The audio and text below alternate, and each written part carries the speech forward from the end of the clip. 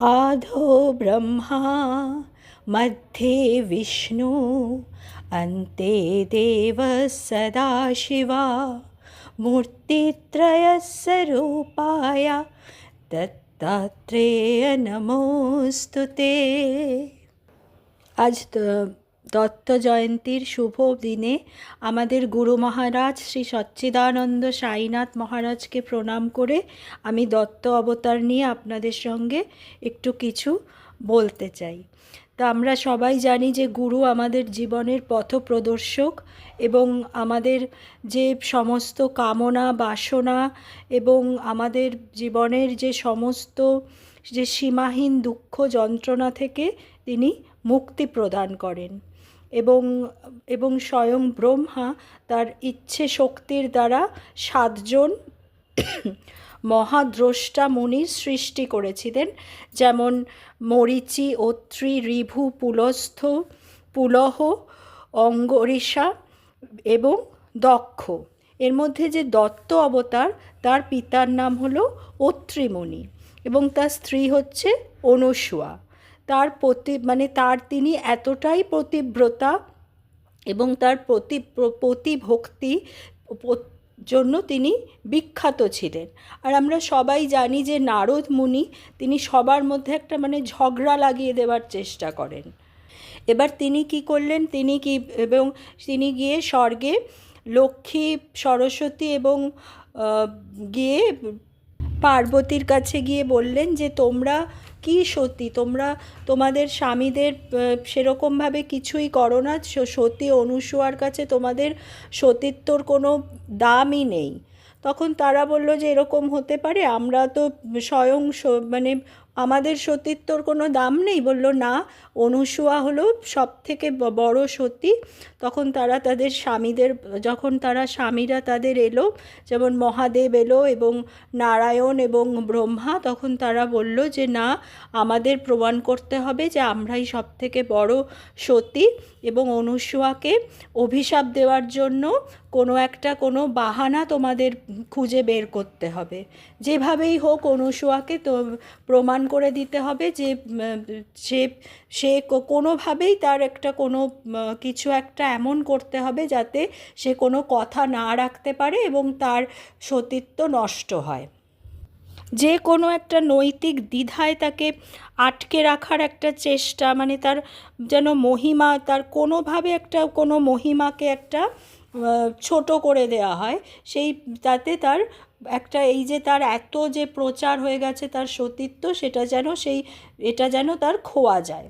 তখন 3 জন দেবতা কী করলেন, ছদ্মবেশে ঋষির বেশ ধরে সতী অনুসূয়ার কাছে গেলেন এবং অনুসূয়া তখন কুটিরে একা ছিলেন এবং অত্রি মুনি ছিলেন না, এবং তারা গিয়ে বললেন যে আমরা এসছি, আমরা ক্ষুধার্ত ব্রাহ্মণ এবং আমরা এখানে দুপুরে মধ্যাহ্ন ভোজন করব।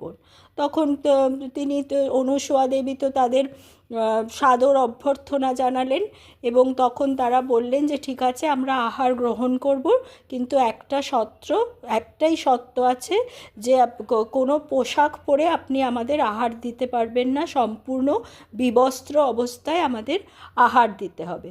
তখন সত্যি অনুসূয়া মনে করলো যে আমি এত বছর ধরে আমার স্বামী ঋষি সঙ্গে রয়েছি, অত্রি মুনির সঙ্গে রয়েছি, আমার তো কোনো কিছুতেই আমার সতীত্বহানি হবে না।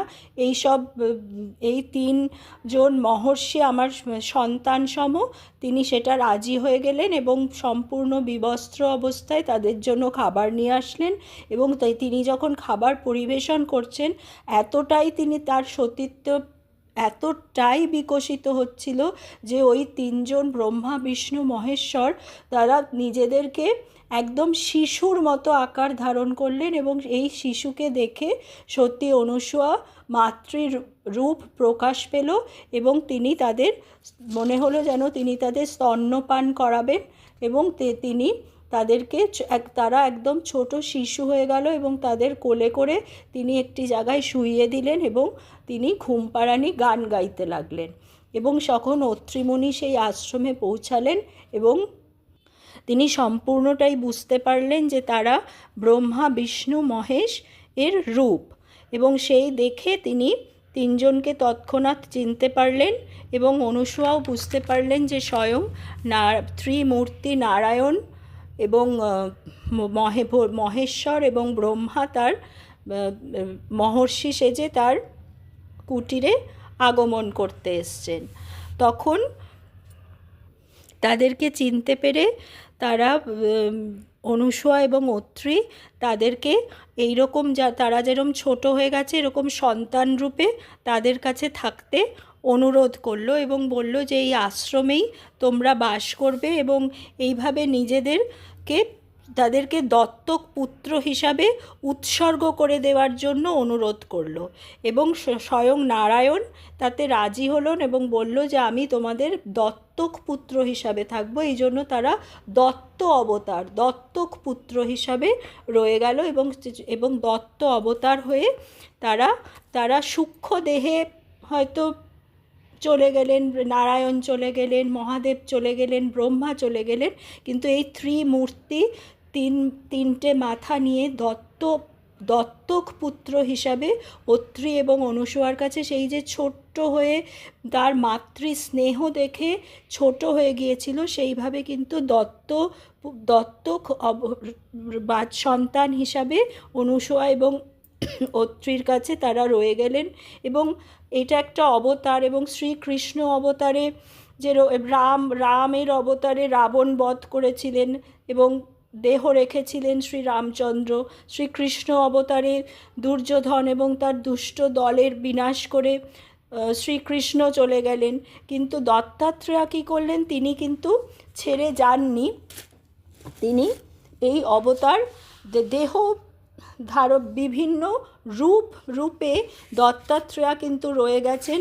প্রথমে দত্তাত্রেয়া, তারপরে রয়ে গেছেন, তারপরে দত্তাত্রেয়ার পরে শ্রীপদ শ্রীবল্লভ, তারপরে নরসিংহ সরস্বতী, তারপরে স্বামী সমর্থ যিনি আক্কেলকোট মহারাজ নামে পরিচিত, তারপরে এইভাবে বিভিন্ন গজানন মহারাজ, আমাদের সাই বাবা, এইভাবে কিন্তু যুগের পর যুগ এই দত্তা অবতার চলে আসছে।